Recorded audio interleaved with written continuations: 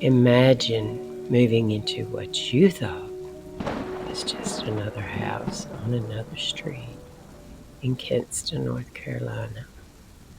But from the moment you stepped inside, something felt off. Unexplainable noises, objects moving on their own. Each night, the unsettling feeling grew stronger.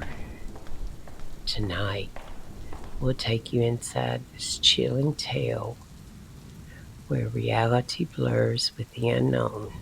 Is it all in your mind, or is there something more sinister lurking in the shadows? I've lived in Kinston, North Carolina all my life. It's a small town. It's one of those places where everybody knows everybody else. But there's something about Kinston. Well, something about it that most people don't talk about anyway. It's something that's been whispered about in hushed tones, if it's even talked about at all. And well, it was something I never believed in until it happened to me. It all started last fall when I moved into an old house on Vernon Avenue. It was a quaint two-story place with a wraparound porch. Quite honestly, it was within my budget. Not the most ideal place to be, but hey, you got to do what you got to do. I felt like I kind of stole the house anyway, but that's another story. It's the kind of house that looked like it'd been plucked straight out of a Southern Gothic novel or something. The previous owner, they had passed away, and the place had been on the market for a long time. So, like I said, I felt like I stole the house. But from the moment I stepped inside, the air it felt different. It was thicker somehow. At first, I thought it was just the mustiness of an old house, but then things started happening. It began with the small things, a door creak or a door opening when I knew I'd closed it. Lights would flicker for no apparent reason. You could just chalk it up to it's an old house and it's settling, or maybe there's a faulty wiring. But then I started hearing whispers late at night, just as I would drift off to sleep. They were faint, almost imperceivable, but unmistakably there. One night I woke up to the sound of footsteps down the hallway outside my bedroom.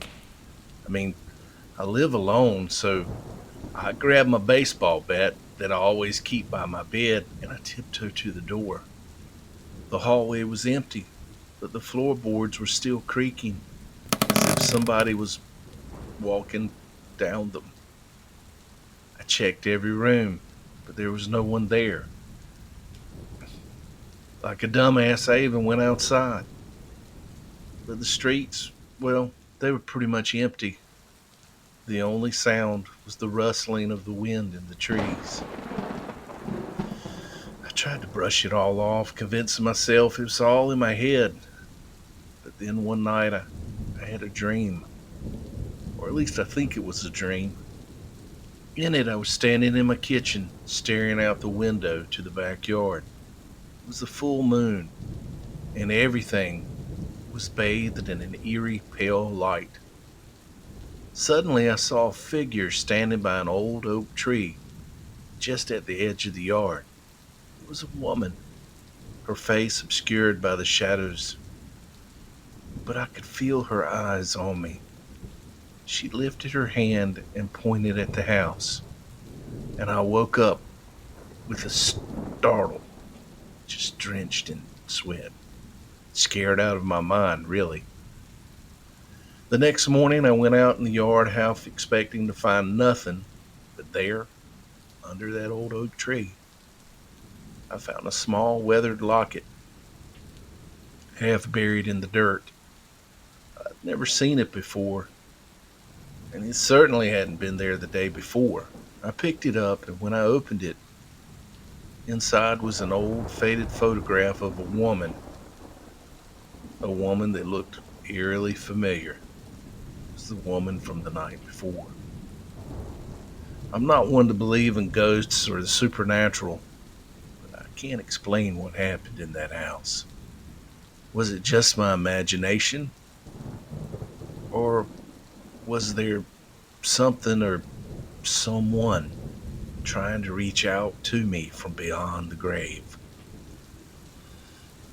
All I know is I moved out not long after that, and I've never looked back. But sometimes late at night, I can still hear those whispers in my dreams. Can't help but wonder. I mean, really, I just can't help but wonder. Could it have all been real? Thank you, dear anonymous listener, for your story. And thank you, listeners, for joining us on this chilling journey through Kinston, North Carolina, a town with roots deep enough to hide its fair share of eerie tales. Founded in 1762, Kinston has seen centuries of history, and with that history comes the lingering echoes of the past. Whether you believe in the paranormal or think it's just a trick of the mind, there is no denying the spine tingling feeling that something might be watching from the shadows. Until next time, stay curious and keep questioning, because sometimes the scariest stories are the ones that could be real. Snow Hill, North Carolina. Founded in 1811, it's a small town with a deep history. Nestled in Greene County, it's known for serene landscapes and quiet life. But whispers of the paranormal have long been part of its story. Some say the land holds memories too stubborn to fade, and that certain places in town carry more than just echoes of the past. One such place was a small apartment our next listener story lived in back in 1991. What she experienced there made her a firm believer in all things unseen. It all started with small, almost unnoticeable things. At first, I would misplace my keys or a book, only to find them later in the exact spot I had already checked. But soon it escalated. Lights would flicker on and off at random, and I could hear faint, distant sounds as if someone was whispering just out of earshot. One night, I was laying in bed, trying to fall asleep, when the lights in my bedroom suddenly switched on. I sat up, heart pounding, and watched as the switch on the wall clicked off, then on again. Objects started disappearing more frequently. My hairbrush, a picture frame, only to reappear in strange places like the kitchen or bathroom. The final straw came when I found my dining room chairs stacked on top of each other, balanced precariously in the middle of the room. I couldn't ignore it anymore. Something was in that apartment with me, something that didn't want me there. I packed up and moved out within a week.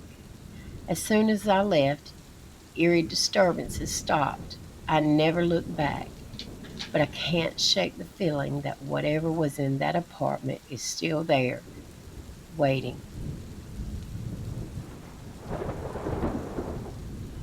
Thank you, listener, for your story. Whether you believe in the paranormal or think it's all just a series of coincidences, Snow Hill, North Carolina is a town where history lingers, sometimes in the most unsettling of ways. So if you ever find yourself there in Snow Hill, take a moment to listen. You never know what or who maybe trying to get your attention.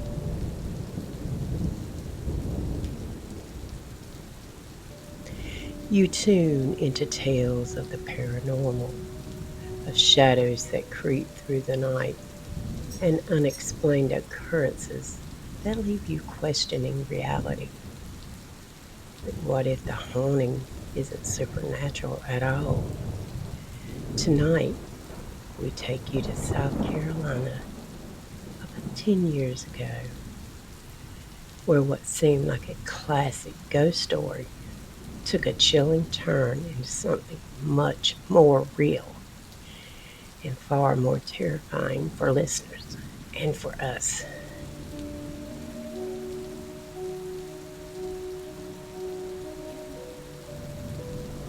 It all started innocently enough.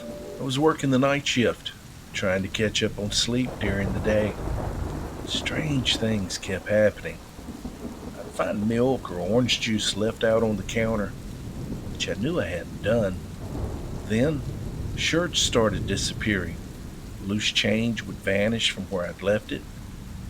I even thought I heard someone moving around the house while I was asleep, but I just chalked it up to vivid dreams. After a month of this, I decided to set up cameras around the house. For a few days, nothing seemed out of the ordinary, but then, one night, I decided to check the feed on my phone. At first, everything was quiet, but then I noticed something. Just the faintest movement near one of the smaller cameras. My heart raced as I saw a shadowy figure moving quietly through the kitchen. It wasn't a ghost, but a man. He slipped out of the crawl space and into my home. He moved like he'd done this many times before, helping himself to my food, my clothes, whatever else he wanted while I was oblivious. Just a few nights before, a few rooms away. Panicked, I called the police.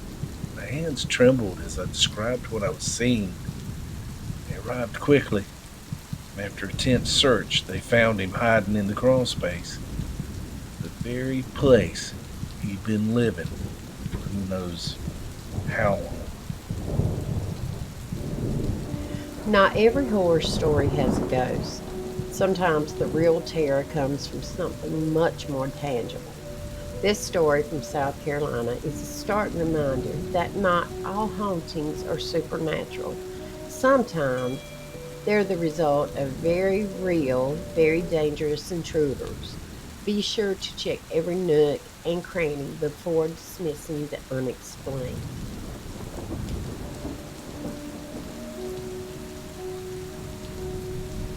The following is a strange and chilling story shared by one of our listeners who wishes to remain anonymous. They had an eerie experience during a ghost walk, and that still haunts them to this day.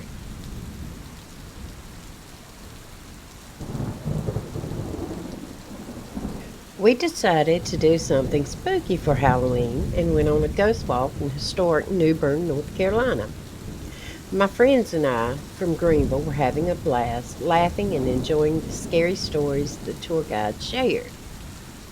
But as we wandered through the old streets, I started feeling cold and disoriented. I fell behind the group unnoticed and sat down on a brick railing to catch my breath. Suddenly, I heard a man's voice say, "Are you ill, my lady?" His voice seemed to echo through my mind. I looked up to see a man dressed in 18th century attire, complete with a cape. At first, I thought he was just part of the Halloween atmosphere. He reached out his hand, and I felt an overwhelming urge to take it. When I did, everything around me began to spin. We weren't on the street anymore.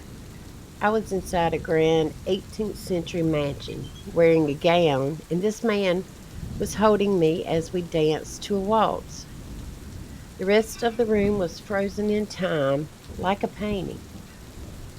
Then he stopped and looked into my eyes and said, "You must go now, my lady. I will forevermore wait for you." The next moment, I was back with my friends who were asking if I was okay. Though I felt shaken, the encounter left me with a profound sadness and longing that I can't explain. Thank you for watching, dear viewer. Do you have a story to share? We'd love to hear your story.